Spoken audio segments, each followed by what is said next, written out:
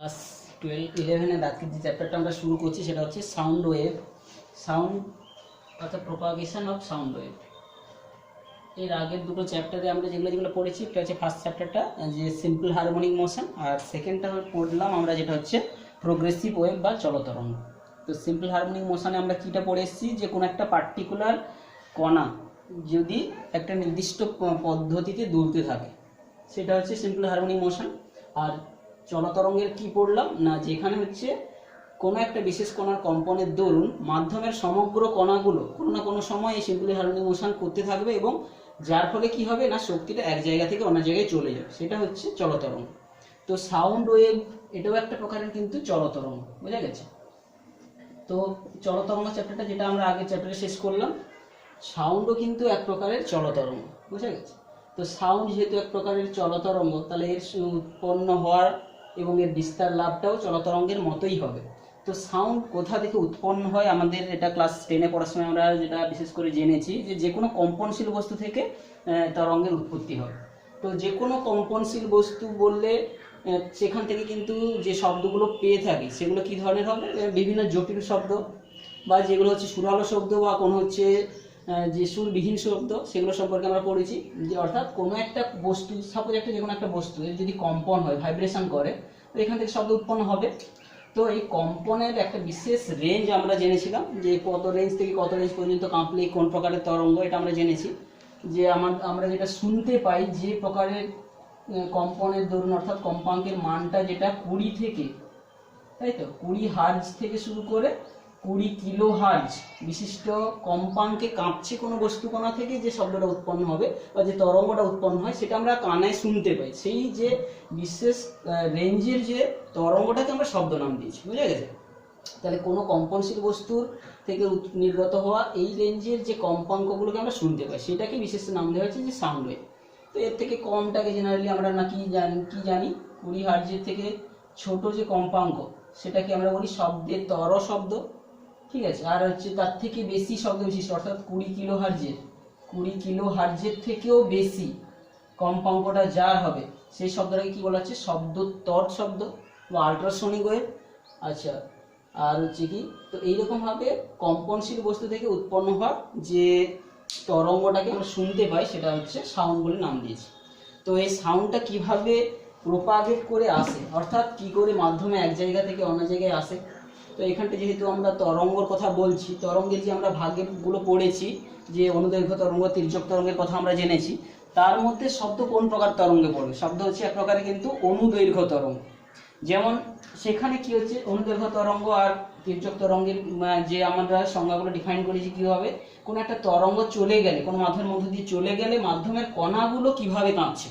যদি মাধ্যমের কণাগুলো যে তরঙ্গের গতির অভিমুখের সঙ্গে, এদিকে ধরো তরঙ্গটা যাচ্ছে তার অভিমুখের সঙ্গে পারপেন্ডিকুলার যে ভাইব্রেট করছে, তখন সেই তরঙ্গটাকে কি বলা হচ্ছে, আমরা জেনারেলি স্ট্রিং এর মধ্যে যে তরঙ্গটা পড়েছি, যে টান করা তারের মধ্যে, সেটা হচ্ছে একটা তির্যক তরঙ্গ। আবার যদি স্প্রিং এর মধ্যে আমরা একটা তরঙ্গ সৃষ্টি করে আমরা দেখিয়েছি, সেখানে একটা যদি স্প্রিংটা যেটা থেকে একটা ভাঁজ ঝুলে আছে, একে যদি একটা সিম্পলি ভাইব্রেশন দেওয়া হয়, তাহলে এখানে যে প্রকারের একটা তরঙ্গ সৃষ্টি হয়ে অর্থাৎ কখনো ওই স্প্রিংটা এখানে বেশি সংকুচিত হয়ে গেছে, কখনো প্রসারিত হয়ে গেছে, এইভাবে একটা তরঙ্গের আমরা দেখতে পাবো। অর্থাৎ যেখানে বেশি প্রসারিত হয়ে আছে সেইখানে ডিসপ্লেসমেন্টগুলোকে আমরা যদি ছোট বলি, অন্য জায়গাগুলোকে যদি লং লার্জ বলি, তো সেই অনুযায়ী একটা আমরা কার্ভ পাবো। তো এইভাবে কোনো একটা কম্পনশীল বস্তু থেকে যেটা উৎপন্ন হয়, যে শব্দটা আমাদের কানে আসে, সেটা কিন্তু এক প্রকারের অনুদৈর্ঘ্য তরঙ্গ। তো তরল এবং গ্যাসের মধ্য দিয়ে কেবলমাত্র অনুদৈর্ঘ্য তরঙ্গই চলতে পারে, এবং সেই জন্য শব্দ তরঙ্গ এক প্রকারের হচ্ছে কিন্তু যে এটা কিন্তু অনুদৈর্ঘ্য তরঙ্গ। তো কি করে শব্দ তরঙ্গটা উৎপন্ন হয় তার একটা সরল আমরা উদাহরণ দেখাবো। যে কোনো বস্তু থেকে তো ভাইব্রেশন, মানে কম্পনশীল বস্তু থেকে তো শব্দ উৎপন্ন হতে পারে এই রেঞ্জের কম্পন হলে, কিন্তু এখানে এই কম্পনগুলো একটা সিম্পল হারমোনিক মোশন হতে পারে, অর্থাৎ সরল দোল তরঙ্গ হতে পারে, কিংবা জটিল দোল তরঙ্গ হতে পারে। কোনো একটা বস্তু কণা মানে তো কোটি কোটি কণা দিয়ে গঠিত, প্রত্যেকটা কণা কিভাবে কাঁপছে কে জানে, অর্থাৎ সেই কণার কম্পনের উপর ভিত্তি করে ভিন্ন ভিন্ন কম্পাঙ্কের তরঙ্গ কিন্তু বেরিয়ে আসছে কোনো একটা বস্তু থেকে। কিন্তু আমরা একটা নির্দিষ্ট কম্পনশীল বস্তুর কথা আমরা ধরে আমরা শব্দটা কিভাবে উৎপন্ন হয়ে এগিয়ে যাচ্ছে আমাদের কান পর্যন্ত পৌঁছাচ্ছে, সেটা আলোচনা করার জন্য আমরা একটা টিউনিং ফর্ক বলে একটা যন্ত্র আমরা নেব। টিউনিং ফর্ক, যার ইউ আকৃতির দণ্ডের কথা তোরা জেনেছিস, একটা বিশেষ এই দুটো যে দণ্ডের দৈর্ঘ্য প্রস্থচ্ছেদের উপর ভিত্তি করে এইরকম একটা লোহার দণ্ড তোরা দেখবি। এইটাতে যদি কোনো বাহুতে যদি আমরা আঘাত করি হাতুড়ি দিয়ে, সিম্পলি ধরো কোনো একটা কাঠের হাতুড়ি দিয়ে জেনারেলি আঘাত করলে কি হবে, এই বাহুগুলো কি হবে, কম্পন হতে থাকবে। দুটো কিভাবে কম্পন হবে, কখনো দুটো বাহু আমরা পরপর তিনটা ছবি এঁকে নিচ্ছি, যে ধরো আর একটা বাহু এইভাবে প্রসারিত হয়ে যাবে, অর্থাৎ তার যে অরিজিনাল পজিশন, ছবিগুলো সিমেট্রিক করার জন্য আমরা একটা ধরো এটা অরিজিনাল পজিশন, একটু ছোট করে আঁকছি, এটা অরিজিনাল পজিশন। যখন একে আঘাত করা হবে কি হবে, ধরো একটু আঘাত করেছি, কোনো যখন সময় ধরো বিস্তার হয়ে গেছে, তার দুটো বাহু সমান একই সময় সমানভাবে প্রসারিত হয়ে যাবে। আর আরেক প্রকার কি হবে না, দুটো বাহু সিমিলার ওয়েতে ভাঁজ হয়ে চলে আসবে, অর্থাৎ এই ছবিটা সিমেট্রিক্যালি হবে।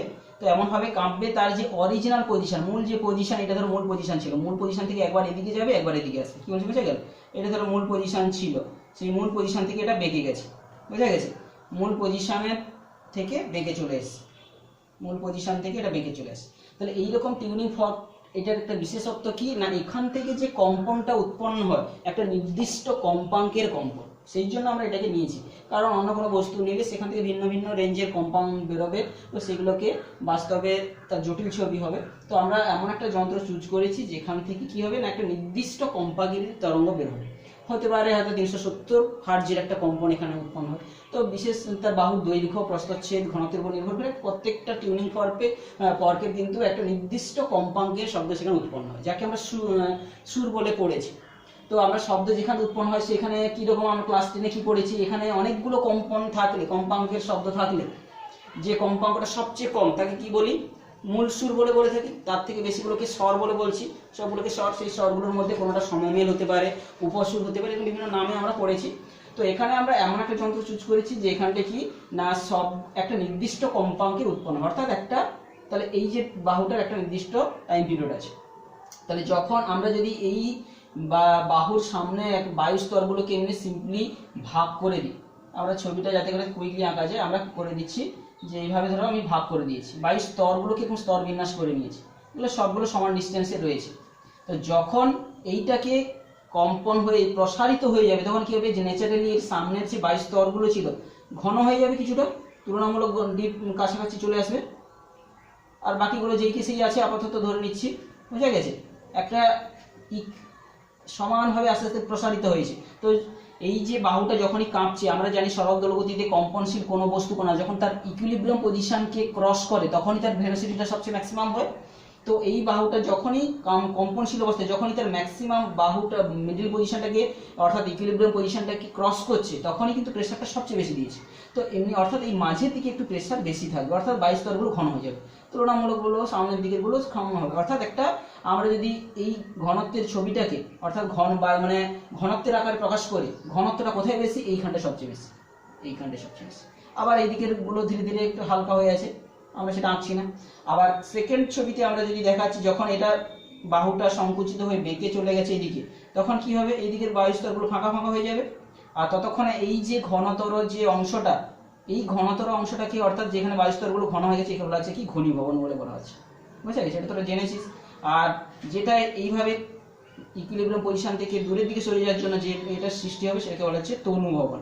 আর ঘনীভবন তো ছিল কাছে, সেটা সরে চলে আসবে কিছুটা। তাহলে এইটা ছিল ঘনীভবন, আর হচ্ছে এটা ছিল তনুভবন। এই ঘনীভবন আর তনুভবনের যে টোটাল যোগফলটাই কিন্তু একটা তরঙ্গ দৈর্ঘ্যকে প্রকাশ করছে, বুঝতে পেরেছ? অর্থাৎ একে যদি আমরা একটা কার্ভের সঙ্গে তুলনা করি, এই তনুভবন মানে চাপটা প্রেসার ঘনত্ব কমে গেছে, নিচের দিকে বোঝাচ্ছে, এইখানে চাপটা ম্যাক্সিমাম আছে। আমি যদি ছবিটা আর একটু এঁকে নিই, তাহলে এই ঘনীভবনের পার্টটাতে ঘনত্ব ম্যাক্সিমাম আছে, আর এখানে হচ্ছে কি ঘনত্ব কম আছে। তাহলে এইরকম ভাবে একটা ঘনত্বের বায়ু স্তরে ঘনত্বের ডিফারেন্স হবে, যেটা কি ঘনত্ব ডিফারেন্স মানে কি, বায়ুর কণাগুলোর সংখ্যা বেশি যে হয়ে যাওয়া, বায়ুর সংখ্যা বেশি হয়ে যাওয়া মানে কি এখানে চাপ বেশি। অ্যাকচুয়ালি প্রক্রিয়া বায়ু মানে কণার সংখ্যা মানে কি চাপ, তাহলে চাপ বেশি, অর্থাৎ চাপটা ধীরে ধীরে এক জায়গা থেকে এক জায়গায় সঞ্চালিত হয়ে চলে যাচ্ছে। তো এইভাবে কিন্তু এটা এসে আমাদের কানে পৌঁছালে, কারণ আমাদের তার কোটি যন্ত্রের সাহায্যে সেটাকে আবার ডিটেক্ট করতে পারছে এটা কোন ধরনের শব্দ, কি শব্দ। তো এইভাবে শব্দটা কিন্তু একটা জায়গা থেকে ঘনীভবন ও তনুভবনের মধ্য দিয়ে বিস্তার লাভ করছে। তাহলে কোনো একটা জায়গায় কোনো শব্দের যদি ঘনীভবন আর তূণীভবনের মান দেওয়া থাকে তাহলে পক্ষান্তরে উল্টো দিক থেকে কি বলা আছে, এখানে তরঙ্গ দৈর্ঘ্যের কথা বলা আছে। শুধু যদি ঘনীভবনের মানটা বলা আছে তাহলে এটা কি বলা আছে, λ/2, অর্থাৎ তরঙ্গ দৈর্ঘ্যের অর্ধেক মানটা বলা রয়েছে। তো এইটা হচ্ছে ফার্স্ট যেটা আমরা আজকে আলোচনা করলাম যে শব্দ তরঙ্গ কিভাবে বিস্তার লাভটা করছে এদের মধ্য দিয়ে। তো এখানে এই যে চাপটা, একে আমরা যদি বলি চাপটাও কিন্তু প্রপাগেট করছে। তো চাপের সমীকরণকে যদি আমরা সিম্পলি পি বলি, এই একটা ম্যাক্সিমাম পি জিরোর সাপেক্ষে সেটা হলো সাইন ফাংশন। এখানে একটা সাইন ফাংশনে হবে কারণ একটা সরল দোলগতি তুলছি, যেহেতু একটা ওয়ান সিম্পল হারমোনিক মোশনে এই টিউনিং ফর্কটা কাঁপছে, তাহলে এখানে যে চাপটা উৎপন্ন হবে সেটাও কিন্তু সরল সাইন ফাংশন হবে। সাইন আমরা যেটু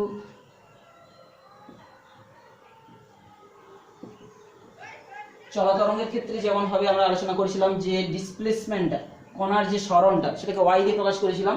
ওয়াই সমান যেভাবে আমরা বলেছিলাম যে A sine omega T minus x by V, অর্থাৎ কোনো একটা এক্স পজিশনে কোনো একটা কণার যে ইকুইলিব্রিয়াম পজিশন থেকে তার যে সরণটাকে দ্বারা ওয়াই বোঝায় এবং সেই কণাটার সর্বোচ্চ বিস্তার হচ্ছে এ, আর এটা হচ্ছে গতিবেগ, তরঙ্গের গতিবেগ। তো এইরকম ভাবে আমরা চাপটা যেভাবে এগিয়ে যাচ্ছে তাকে আমরা এইটাই প্রকৃতপক্ষে শব্দ তরঙ্গকে বোঝাচ্ছি, অর্থাৎ চাপ তরঙ্গ দ্বারাই কিন্তু শব্দ তরঙ্গে বোঝানো হচ্ছে।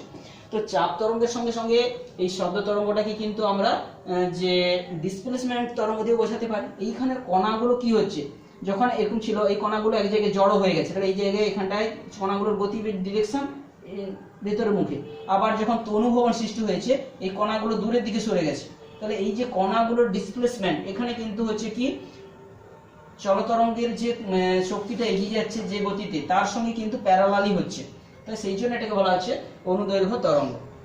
তো এইটাকে আমরা কণার আকারে, কণার যে ডিসপ্লেসমেন্টের আকারেও আমরা যদি আমি লিখি, এই কণাগুলো কোনো একটা নির্দিষ্ট পজিশনে তার কণাগুলোর যে ডিসপ্লেসমেন্ট ইকুইলিব্রিয়াম পজিশন থেকে হয়েছে তার আকারেও লিখতে পারি h0। সেক্ষেত্রে কিন্তু সাইন ফাংশন হবে না, সেখানে হবে কস ফাংশন। কারণটা বলছি e minus x by v. কারণ কি, যেখানটায় কণাগুলো বেশি জড়ো হয়ে যাবে সেইখানে চাপ বেশি কিন্তু ডিসপ্লেসমেন্ট কম, কণাটার মূল পজিশন থেকে সরণ কমে গেছে, সব কাছে এসে জুড়ে গেছে, তাহলে সেইখানটায় সরণ কম কিন্তু চাপ সেখানে বেশি, তাহলে তাদের মধ্যবর্তী ফেজ ডিফারেন্স একটা হচ্ছে সবসময় π/2 বুঝে নেব। যেখানে কণাগুলো দূরে সরে যাবে সেখানে চাপ কমে যাবে কিন্তু সেখানে সরণটা ম্যাক্সিমাম, আর যেখানে কণাগুলোর সরণ কাছে চলে আসবে চাপ বেশি কিন্তু সরণ কম। তো সেই জন্য দুটো কিন্তু হয় আইদার এই ইকুয়েশন দ্বারা, চাপ ইকুয়েশন দ্বারা, কিংবা সরণ ইকুয়েশন দ্বারা কিন্তু আমরা শব্দ তরঙ্গটাকে আমরা প্রকাশ করতে পারি। তবে বেশিরভাগ ক্ষেত্রে আমরা কি করে থাকি না, যে চাপ তরঙ্গ দিয়ে কিন্তু শব্দ তরঙ্গটাকে প্রকাশ করা হয়ে থাকে। কারণটা কি, কারণটা হচ্ছে কি কখনো কি হচ্ছে কি কোনো ডিসপ্লেসমেন্ট হচ্ছে না কিন্তু শব্দের ম্যাক্সিমাম শব্দ শোনা যাচ্ছে। যেমন কি ধরো দুটো বক্স আছে, এখানে একটা বক্স আছে আর এখানে একটা বক্স বাজছে, তাহলে মাঝখানে যদি কেউ পুরোপুরি থাকে তাহলে এইখানে শব্দ তরঙ্গের জন্য কণাগুলোর যে সরণ হওয়া উচিত এর যারা সরণগুলো পরস্পর বিপরীতমুখী হয়ে জিরো হয়ে যাবে, তাহলে কিন্তু সেখানে কোনো শব্দ থাকার কথা নয়, কিন্তু সেখানে সেটা জোরে শব্দ শোনা যাচ্ছে, অর্থাৎ সেখানে কিন্তু চাপটা ম্যাক্সিমাম হচ্ছে। অর্থাৎ আমরা সেই জন্য কি করব, শব্দ তরঙ্গটাকে আমরা চাপ তরঙ্গকেও বলতে পারি। কি বলছি বুঝে গেল? তো শব্দ তরঙ্গের সম্পর্কে আমরা প্রাইমারি আইডিয়া একটা পেলাম। আমরা আলোচনা করব সেটা হচ্ছে কি শব্দ তরঙ্গের গতিবেগ। ঠিক আছে, শব্দ তো উৎপন্ন হয়ে একটা জায়গা থেকে চাপ তরঙ্গের আকারে চলে যাচ্ছে, আমরা তাকে সিম্পল হারমোনিক মোশনের মতোই যদি একটা নির্দিষ্ট কম্পাঙ্ক বিশিষ্ট বস্তুর কম্পনের দরুন যদি শব্দটা উৎপন্ন হয় সেটাও একটা কি হবে, কি সেটাও একটা হবে কি সাইন ওয়েভ হবে, সাইন ওয়েভের আকারে সেটা প্রপাগেট করবে। কিন্তু যদি এখানে কম্পনটা অনেকগুলো কম্পনের সমষ্টি হয় তখন কিন্তু এখান থেকে পালস বেরিয়ে আসতে পারে, একটা নির্দিষ্ট পালস বেরিয়ে আসতে পারে। অর্থাৎ একটা পালস মানে কি অনেকগুলো সিম্পল হারমোনিক মোশনের যোগফল, অর্থাৎ একটা নির্দিষ্ট কণার যদি একটা নির্দিষ্ট পদ্ধতিতে সরল দোলগতি হয় সেখানটা থেকে আমরা সাইন ওয়েভ পাবো। কিন্তু যদি একটা বস্তু থেকে অনেকগুলো সরল দোলগতির একসঙ্গে উৎপন্ন হচ্ছে তাহলে তারা কি হবে, সুপার পজিশন হয়ে যাবে, অর্থাৎ তাদের সমন্বয় হয়ে গিয়ে সেখান থেকে আমরা পালস পাবো। তো সেই পালসগুলোও কিন্তু যদি ম্যাথমেটিক্যালি দেখানো যায় এগুলো অনেকগুলো সরল দোলগতির সমন্বয়ে গঠিত। তো এবারে আমরা এই চ্যাপ্টারে শব্দ তরঙ্গের গতিবেগটা একটু জানার চেষ্টা করব। শব্দের গতিবেগ যেটা আমরা প্রায় বলেছি যে 330 বা 332 বিভিন্ন সময় যা বলে থাকি না কেন মিটার পার সেকেন্ড বা 345-40 মিটার পার সেকেন্ড, সেটা আমরা কিভাবে নির্ণয় করব। তো এইটা বিজ্ঞানী নিউটন কিন্তু পুরো ম্যাথমেটিক্যালি তিনি নির্ণয় করে দিয়েছিলেন। সেই ইকুয়েশনটা আমরা এখানে প্রমাণ না করেও সরাসরি যেটা ব্যবহার করা হচ্ছে না, কোনো মাধ্যমের মধ্যে দিয়ে যখন শব্দ যায় সেই মাধ্যমে শব্দের গতিবেগ দুটো বিষয়ের উপর নির্ভর করে। অর্থাৎ এইখানে বস্তুগুলোর যে ঘনত্ব, অর্থাৎ এই মাধ্যমের একটা ঘনত্বের উপর নির্ভর করবে, অর্থাৎ মাধ্যমের কণাগুলো কতটা ঘন। আর সেকেন্ড হচ্ছে কি মাধ্যমের কণাগুলোর স্থিতিস্থাপকতা ধর্ম, অর্থাৎ কে কত দ্রুত তার পজিশনে ফিরে আসতে পারে বা পারে না, সেই দুটো বৈশিষ্ট্যের উপর ভিত্তি করে শব্দের গতিবেগ কিন্তু নির্ণীত হয়ে থাকে। তো আমরা ডাইমেনশনাল অ্যানালিসিস যখন ফার্স্ট চ্যাপ্টারটা পড়েছিলাম, সেখানে আমরা যে কোনো গতিবেগ বের করার জন্য আমরা বুঝতে পারছি ম্যাথমেটিক্যালি যে কোনো একটা মাধ্যমের মধ্যে দিয়ে শব্দ যাবে তো দুটো বৈশিষ্ট্যের উপর নির্ভর করবে, একটা হচ্ছে ঘনত্ব, একটা হচ্ছে তার স্থিতিস্থাপকতা ধর্ম। তো যদি এটাকে আমরা ইয়ং গুণাঙ্ক বলে থাকি কঠিন মাধ্যমের ক্ষেত্রে ইয়ং গুণাঙ্ক, তাহলে সেই মাধ্যমটার হচ্ছে কি মাধ্যমের মধ্যে দিয়ে গতিবেগটা কার উপর নির্ভর করবে, সেটা হচ্ছে সেই যে ঘনত্বের উপর নির্ভর করবে, আর হচ্ছে কি ইয়ং গুণাঙ্কের উপর নির্ভর করবে। আমরা যদি ডাইমেনশনাল অ্যানালিসিসে যেভাবে আলোচনা করেছি যে তার ধরো পাওয়ার এক্স এর সঙ্গে ভেরিয়েশন হবে, এটা হচ্ছে তার ওয়াই এর সঙ্গে প্রপোর্শনের সঙ্গে সম্পর্কযুক্ত হবে, তাহলে এটা একটা প্রপোর্শনালিটি কনস্ট্যান্ট কে।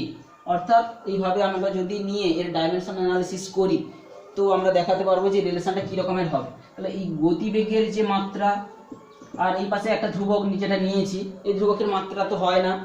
আর ঘনত্বের মাত্রা কি, ঘনত্বের মাত্রা হচ্ছে ভর ভাজিতক আয়তন, মানে L cube, M L cube, বা আমরা সাপোজ লিখতে পারি M L to the power -3 whole to the power কত এক্স। আর ইয়ং গুণাঙ্কর যে মাত্রাটা কত, ইয়ং গুণাঙ্ক মানে ওয়াই সমান আমরা জানি পীড়ন বাই বিকৃতি, তাই তো, পীড়ন বাই বিকৃতি। বিকৃতির কোনো মাত্রা নেই, আমরা জানি বিকৃতি সমান কি, পীড়ন মানে কি বল বাই ক্ষেত্রফল, আর হচ্ছে বিকৃতি মানে ডেল্টা এল বাই এল। অর্থাৎ এটা যেহেতু দৈর্ঘ্যের পুরোপুরি অনুপাত, এখানে কোনো মাত্রা থাকে না, শুধু বলের মাত্রা বাই ক্ষেত্রফলের মাত্রা। বলের মাত্রা কি এম এল টি-2 বলের মাত্রা, সঙ্গে সঙ্গে এরিয়ার মাত্রা কি এল টু দি পাওয়ার -2 নিচ থেকে। তাহলে এখানে হয়ে যাবে কত না এম এল -1 টি-2, এটা হচ্ছে পীড়নের যে ইয়ং গুণাঙ্কের মাত্রাটা এইভাবে। তো তার whole to the power Y আছে, অর্থাৎ এম এল -1 টি-2 whole to the power Y. এইভাবে যদি মাত্রা বিশ্লেষণ দ্বারা এদিকে গতিবেগের যে মাত্রাটা যদি পাশে আমরা লিখে ফেলি এল টি-1, তাই তো। এবার উভয় পক্ষে যদি আমরা মাত্রা সমমাত্রার নীতি প্রয়োগ করি, এম টু দি পাওয়ার 0 করছি, ঠিক আছে। এবার সে উভয় পক্ষে যদি আমি এম টু দি পাওয়ার কটা এম আছে, এক্স আছে, আর এখানে আছে ওয়াই আছে। এল কটা আছে, এল এখানে -3x আছে, আর এখানটায় -y রয়েছে। আর টি টু দি পাওয়ার কত আছে -2y। তো এই উভয় সাইডে যদি সমমাত্রা নীতি প্রয়োগ করে দেখি, তাহলে এই পাশের মাত্রা এম এর মাত্রা যা হবে এই পাশে এম এর মাত্রা হবে, অর্থাৎ দেখতে পাচ্ছি x + y সমান কত 0। আর একটা কি পাবো, এল এর মান এখানে 1 আছে, তাহলে এখানে কত পাচ্ছি -3x -y সমান 1। আর একটা কি পাবো যে -2y সমান -1, এটা পাচ্ছি। এই মাইনাসটা কেটে দিলে এখান থেকে y পেয়ে যাচ্ছি কত, y সমান পাচ্ছি হাফ। এই y এর মানটা নিয়ে যে কোনো একটাতে বসিয়ে দিলে, এইটাতে বসালে কত পাবো, x এর মান কত পাবো বলতো -হাফ, x সমান -y হবে, -y, আর এখানে y এর মান হাফ, তাহলে x এর মান y, আর এখানে বসালেও সেম মানটা পেয়ে যাবো। তো আমরা এখান থেকে পেয়ে যাচ্ছি যেহেতু, তাহলে x এর মান আর y এর মানটা পেয়ে যাচ্ছি। তাহলে এই গতিবেগের যে রাশিমালাটা আমরা পাবো, অ্যাকচুয়ালি গতিবেগের মাত্রাতে আমরা দেখতে পাচ্ছি একটা ধরো কনস্ট্যান্ট টার্ম থাকছে, সঙ্গে রোর মানটা কত, রোর মাথায় x ছিল, x এর মান কত -হাফ, আর y এর মান কত বের হচ্ছে হাফ। অর্থাৎ এই সমীকরণটা অ্যাকচুয়ালি গতিবেগের সমীকরণটা কি হবে, y-টা উপরে থেকে যাবে √y/ρ।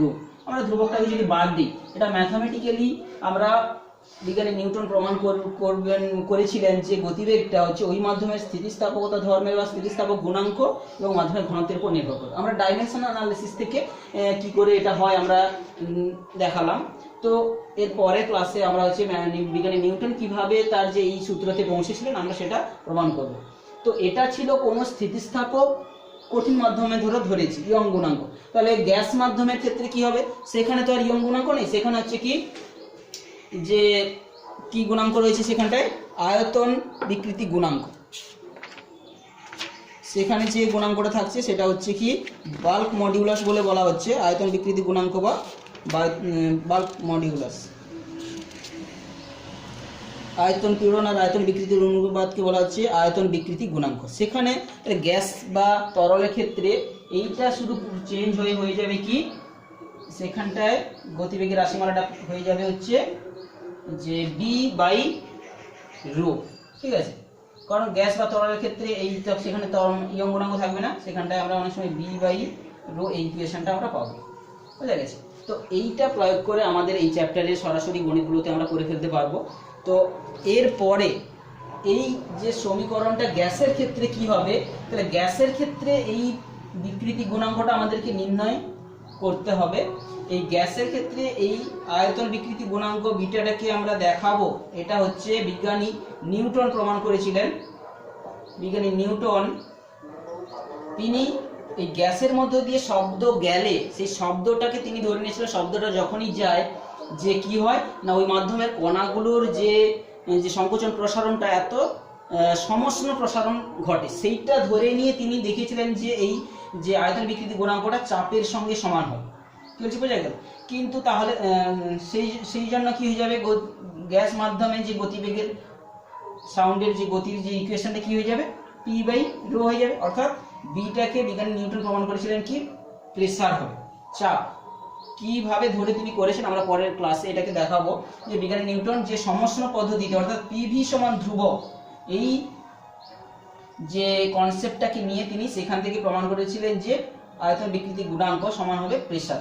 কিন্তু এই পদ্ধতিতে চাপের মান এবং ঘনত্বের মান, বায়ুর ঘনত্ব এবং বায়ুর চাপ, যে প্রমাণ বায়ুমণ্ডলীয় চাপের মান এবং হচ্ছে যদি বায়ুর যে ঘনত্বের মানটা যদি বসিয়ে এই বায়ুর মাধ্যমে শব্দের গতিবেগ নির্ণয় করার চেষ্টা করি, আমরা দেখব যে মানগুলো বসালে এই বেগের মানটা বেড়েছিল 280 মিটার/সেকেন্ড।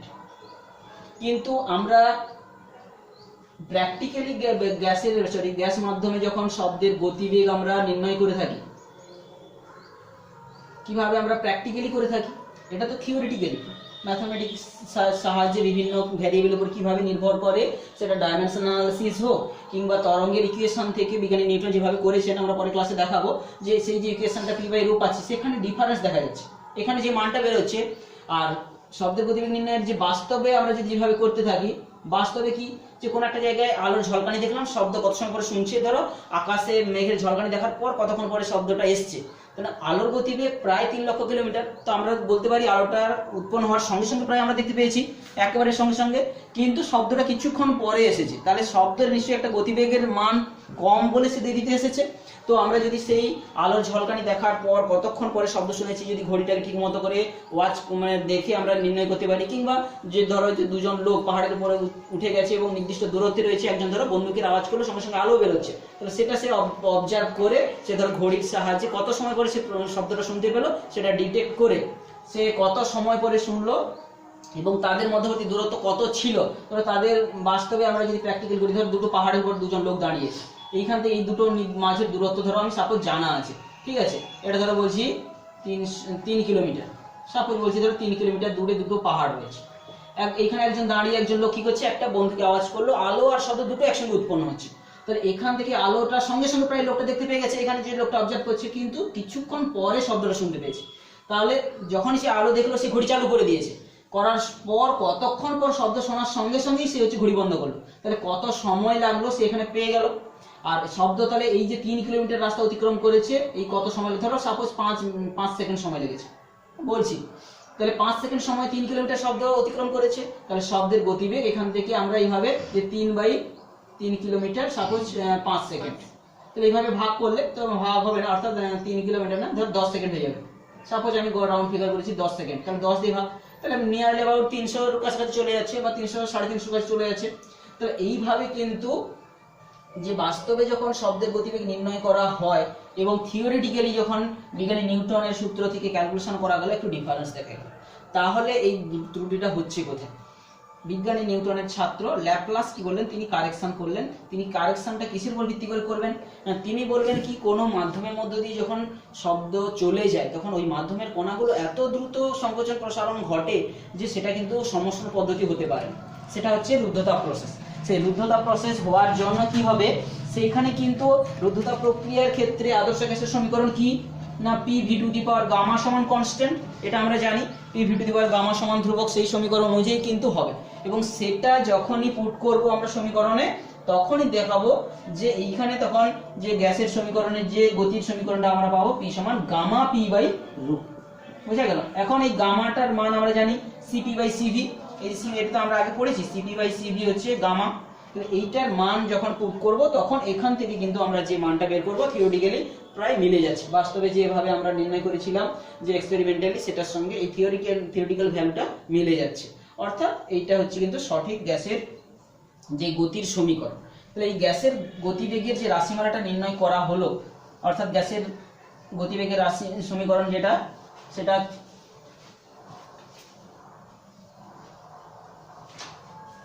গ্যাসের গতিবেগের যে সমীকরণের রাশিমালাটা আমরা পেলাম সেটা কি গামা P বাই রো।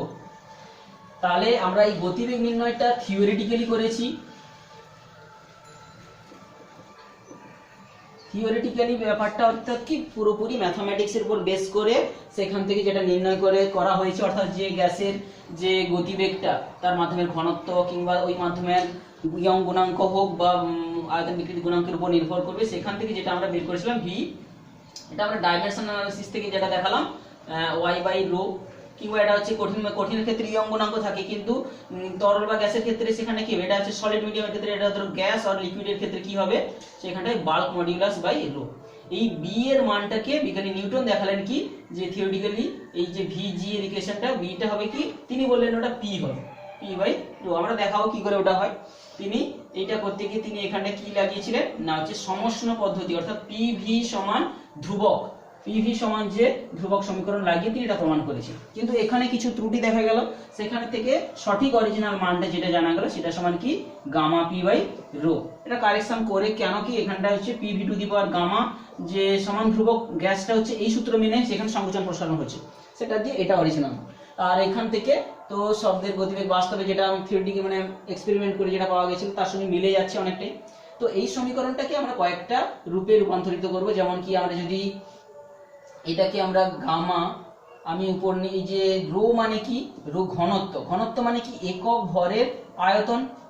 আমি যদি এক মোল গ্যাস বা পদার্থ নিয়ে থাকি, তাহলে এক মোল গ্যাস নিয়েছি, তাহলে তার ভর বাই আয়তন করলে সেটা মোলার আয়তন, এই ভিটা যখন উপরে গিয়ে গুণ হবে তখন কি হয়েছে গামা পিভি বাই এম। এই পিভি সমান এক মোল গ্যাসের ক্ষেত্রে কি হয় পিভি সমান আরটি। তাহলে হচ্ছে কি গ্যাসের গতিবেগের রাশিমালাটা আমরা দেখতে পাচ্ছি, গ্যাসটার হচ্ছে আণবিক ভর, যে গ্যাস দিয়ে যাচ্ছে সেই গ্যাসের আণবিক ভর, আর হচ্ছে ওই জায়গার গ্যাসের টেম্পারেচারের উপর নির্ভর করছে। কিন্তু গ্যাসের চাপের উপর কোনো নির্ভরশীল রাশিমালা পাচ্ছি না। তাহলে চাপের উপর কিন্তু গ্যাসের গতিবেগ নির্ভর করে না, কারণ কি চাপ দিলে কি হবে কি ঘনত্বটা এমন ভাবে, চাপ যখনই দিচ্ছি ঘনত্ব কিন্তু এমন ভাবে বেড়ে যাবে, তাহলে উপরে যখন বাড়াবো ঘনত্ব বাড়বে। অর্থাৎ চাপের সঙ্গে কেন নির্ভর করছে না টেম্পারেচার, অর্থাৎ দেখতে পাচ্ছি যে গতিবেগটা হচ্ছে টেম্পারেচারের সঙ্গে প্রপোর্শনালিটি রুট ওভারের সঙ্গে সমানুপাতিক, কিংবা আবার গতিবেগটা হচ্ছে কি 1/√m এর সঙ্গে প্রপোর্শনালিটি। কিন্তু এই গতিবেগটা কিন্তু চাপের উপর কোনো নির্ভর করছে না, কারণ কি যদি এই সমীকরণে আছে চাপ প্রয়োগ করলে কি হয়ে যায় গ্যাসটা এমন ভাবে আয়তনে সংকুচিত হবে যে ঘনত্ব কিন্তু আবার বেড়ে যাবে, অর্থাৎ চাপ বাই ঘনত্বের অনুপাত সবসময় ঠিক থাকবে, সেই জন্য কিন্তু চাপের উপর গ্যাসের গতিবেগ নির্ভর করে না। তো আমরা এই সমীকরণগুলো যেগুলো আমরা এখানে পাচ্ছি এইগুলো দিয়ে বেসিক্যালি আমাদের গণিতগুলো রয়েছে এই চ্যাপ্টারে। তো আমরা থিওরিটা ডিটেলসে না গিয়ে আমাদের মতো করে সিলেবাসে যেভাবে যেটা জানতে হবে আমরা শুধু সেটা বলে নিচ্ছি, এইগুলোকে আমাদের ইউজ করতে হবে। তাহলে গ্যাসের গতিবেগের যে রাশিমালাটা আমরা জেনে গেলাম। এইবারে চলে আসছি যে এই চ্যাপ্টারের সারেস পার্ট যেটা, এই যে গ্যাসের গতিবেগটা আর কি কি বিষয়ের উপর নির্ভর করে, টেম্পারেচার, প্রেসার, দুটো তো আলোচনা এখানে হয়ে গেল, আর হচ্ছে আর্দ্রতার উপর কিভাবে নির্ভর করে এটাও কিন্তু একটা থিওরিটিক্যাল ভ্যালু নির্ণয় করা হয়ে আছে, যে গ্যাসের যে গতিবেগের মানটা, গ্যাসের মধ্য দিয়ে শব্দের যে গতিবেগের মানটা, একটা রিলেশন আমাদের এখানে দেওয়া রয়েছে যে গ্যাসটার মধ্যে জলীয় বাষ্প থাকলে আর জলীয় বাষ্প না থাকলে, জলীয় বাষ্প থাকলে গ্যাসের মধ্য দিয়ে গতিবেগ বেড়ে যাবে, শব্দের গতিবেগ বেড়ে যাবে, এবং সেটা একটা রিলেশন দেওয়া আছে 1 -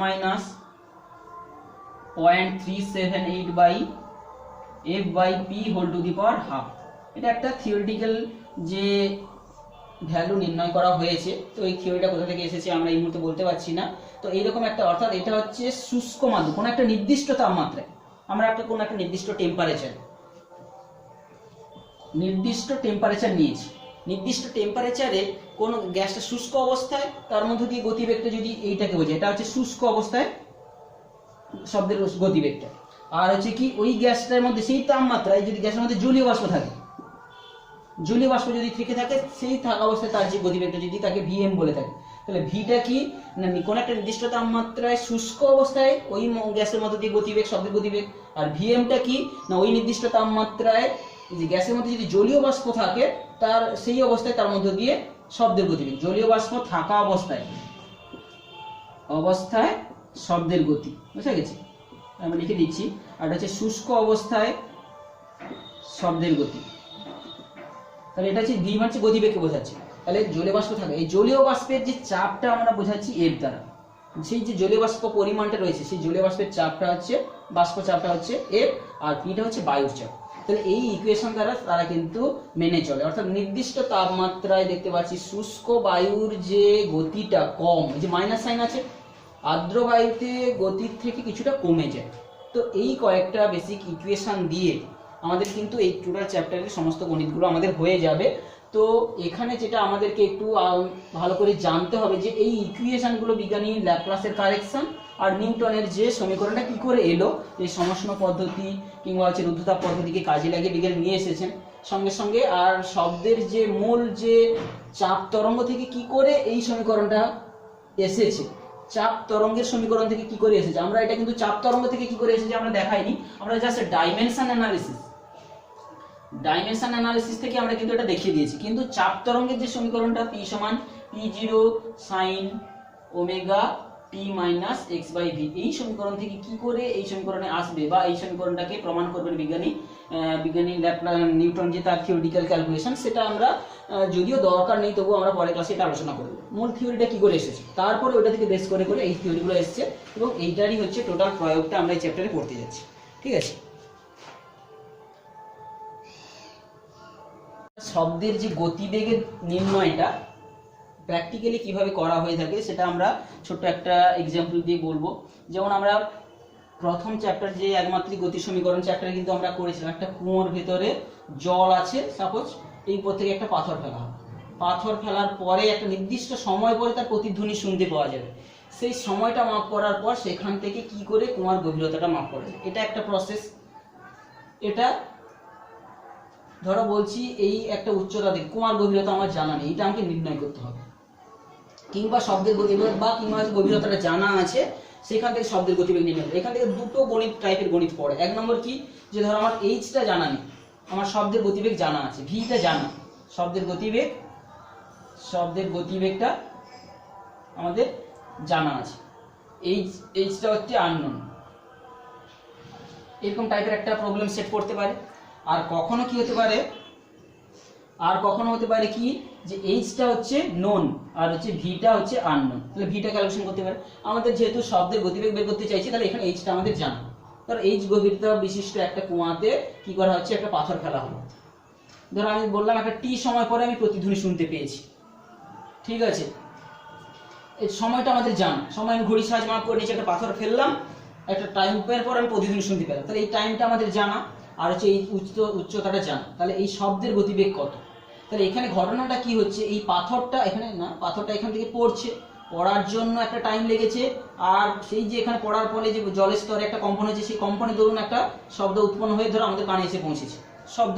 তাহলে দুটো টাইমের যোগফল হচ্ছে এই টিটা, বোঝা গেছে? যে টাইমটা আমরা ঘড়ির সাহায্যে মাপ করে নিয়েছি, অ্যাকচুয়ালি প্রকৃতপক্ষে যেটা জানতে পেরে গেছি বলে বলছি, ওটা অ্যাকচুয়ালি দুটো টাইমের যোগফল, T1 প্লাস T2।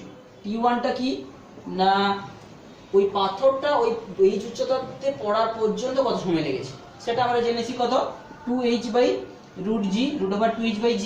তো এই উচ্চতা থেকে পড়লে হাফ এম ভি স্কয়ার সূত্র থেকে, যে h সমান কি 0 plus half F T square T1 square. সেখানে ইউ মানে কি প্রাথমিক গতিবেগ দিইনি, বোঝা গেছে? যে হাফ এফ টি স্কয়ার, এটা 0 থেকে এটা ক্যালকুলেশন করে আমরা এই যে 0 যদি হয় 2h/g সমান T1 স্কয়ার, সেখান থেকে আমরা বের করেছি। আর T2টা কত সময় লেগেছে, ধরো শব্দের, এটা তো শব্দ উৎপন্ন হয়ে গেছে, তাহলে শব্দের গতিবেগ ধরলাম ভি। তাহলে এই সময়টা যেতে শব্দে কত সময় লাগবে, এইচ ভাজিত ভি, বুঝা গেল। তাহলে এই টাইমটা ক্যালকুলেশন করে নিয়ে আমরা এই সমীকরণ থেকে কিন্তু বিভিন্ন মানগুলো বসিয়ে শব্দের গতিবেগ বের করব। ধরো এইটা আমাকে বের করতে হবে, তাহলে আমি এইটার আকারে সাজাবো। এই টাইমটাতে আমি মাপ করে নিয়েছি ঘড়ি সাজিয়ে, এটা আমাদের জানা দেওয়া থাকবে, এইচটাও দেওয়া থাকবে, অভিকর্ষ ত্বরণের মান আমাদের জানা। তাহলে এইখান থেকে এই সমীকরণ থেকে এটা কিন্তু একটা দেখতে ছোট্ট সমীকরণ হবে, কি হবে, এই সমীকরণটা সমাধান করতে আমাদের দম বেরিয়ে যাবে। কারণ কি, এটা একটা দ্বিঘাত সমীকরণ, কারণ এই সমীকরণে একটা রুট এইচ এর মধ্যে আছে আর রুটটা বাইরে রয়েছে। তাহলে এটাকে ইকুয়েশনের সলিউশন কি করে করব না, যে কোনো একটা যে রুট পার্টটাকে রেখে দিয়ে বাকি পার্টটাকে নিয়ে চলে আসবো, তাই তো। আমরা 2h/g পার্টটাকে রুটটাকে রেখে দিয়ে আমরা t - h/v করব, দিয়ে তার উভয়পক্ষে বর্গ করার পরে আমরা একটা দ্বিঘাত সমীকরণ পেয়ে যাব। দ্বিঘাত সমীকরণ পেয়ে যাওয়ার পর দ্বিঘাত সমীকরণে সেখানে h এর মান দেওয়া থাকছে। আচ্ছা এখানে আমি যেটা বলতে চাইছি, আমাকে ভেলোসিটিটা বার করতে হবে, তাই তো। এগুলো এইচটি জানা, তাহলে ভেলোসিটি যেরকম বার করতে হবে, তাহলে সিম্পলি এইটা রাখবো, বাকি এটা নিয়ে চলে আসবো। তাহলে h/v ভেলোসিটি যুক্ত টার্মটাকে আমরা রেখে দিয়ে এটাকে এই পাশে নিয়ে চলে আসবো, t মাইনাস কি হবে 2h/g, এটা চলে আসবে। আর এখান থেকে ভিটাকে যেহেতু বের করতে হবে, তাহলে আমরা কি করব, টোটালটাকে উল্টে দিতে পারি, বা সাপোজ এখানে মানগুলো বসিয়ে আমরা ক্যালকুলেশন করে নেব, ঠিক আছে। কিন্তু যদি এইচটা ক্যালকুলেশন করতে দেয়, তখন কিন্তু আমরা, যেটা আমি বলছিলাম যে আরেক টাইপের যে গণিত, যে এইচটা ক্যালকুলেশন যদি করতে দেয়, তখন কিন্তু এটা কমপ্লিকেটেড হয়ে যাবে। এইচটা যদি ক্যালকুলেশন করতে দেয়, তখন কিন্তু যেহেতু এইচটা রুটের মধ্যে রয়েছে, এইচটাকে বের করতে হবে, তখন কিন্তু আমাদেরকে 2h/g এইটাকে এক সাইডে রেখে দিয়ে t - h/v এটাকে নিয়ে আসতে হবে। তারপরে উভয় পক্ষে বর্গ করে 2h/g সমান t - h/v একটা স্কয়ার, অর্থাৎ একটা এইচ এর একটা দ্বিঘাত সমীকরণ পাবো। যে কোনো দ্বিঘাত সমীকরণের রাশিমালা সেই যে আমাদের শ্রীধর আচার্য যে সূত্র প্রয়োগ করে সেখান থেকে আমরা বের করবো। তাহলে এটা হচ্ছে শব্দের গতিবেগ নির্ণয়ের একটা টাইপ, ঠিক আছে। আর একটা টাইপের গণিত যেটা পড়ছে, ধরো কোনো জায়গায় শব্দের যে আলোর ঝলকানি দেখার পরে আমরা ঘড়ি কত সময় পরে শুনছি, সেটা ক্যালকুলেশন করার পরে সেখান থেকে, বা মেঘের উচ্চতা নির্ণয় এরকম টাইপের দেওয়া থাকতে পারে। কিংবা ধরো কোনো একটা জায়গায় কোনো একটা জায়গার মানে ঘড়ি স্লো হয়ে যাও, আমরা ধরো কি একটা জায়গায় আলো আর শব্দ দুটোই উৎপন্ন হয়, এবং সে আলো দেখে করে কিন্তু ঘড়ি সেট না করে শব্দ দেখে আলো ঘড়ি সেট করেছি। তাহলে সে টাইমটা যে বলে যে 5টার সময় তার সেখানে শব্দ একটা পার্টিকুলার টাইমে হয়, সঙ্গে সঙ্গে আলো জ্বলে শব্দ উৎপন্ন হয়। সে শব্দটা কখন শুনেছে দেখে 5টা সেট করেছে, কিন্তু শব্দ যে ওই জায়গা থেকে এখানে আসতে টাইম লেগেছে, সেই টাইমটা তো সে ক্যালকুলেট করেনি, সে 5টা করে দিয়েছে। তাহলে 5টা কিন্তু ধরো হয়তো 5 মিনিট 5 সেকেন্ড হয়ে গেছে, সে 5টা করে, তাহলে 5 সেকেন্ড স্লো হয়ে যাবে। তো এইভাবে ঘড়ি স্লো হয়ে যাওয়ার ব্যাপারটা কিন্তু এই শব্দের গতিবেগের ধরুন। তো এইরকম টাইপের কিছু গণিত আমরা এখানে পাবো, ঠিক আছে।